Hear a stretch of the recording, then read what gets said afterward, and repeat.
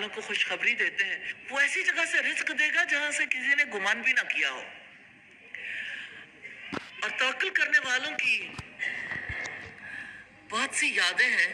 اللہ سبحانہ و تعالیٰ نے ابراہیم علیہ السلام کے توکل کرنے پر کیسے انہیں بڑھاپے میں اولاد دی، کیسے وہ اپنی بیوی کو بیاب و گیا وادی میں چھوڑ آئے تھے، جن کے لیے مکہ کی چٹانوں اور مکہ کے پہاڑوں کو اللہ سبحانہ و تعالیٰ نے گواہ بنایا۔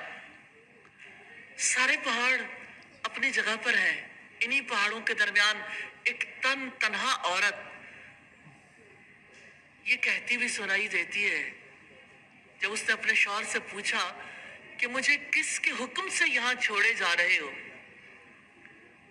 اور ابراہیم علیہ السلام نے سر جھکا دیا، کوئی جواب نہیں دیا۔ تو سیدہ ہاجرہ نے سوال کیا، کیا اللہ سبحانہ و تعالیٰ کے حکم سے مجھے چھوڑے جا رہے ہو؟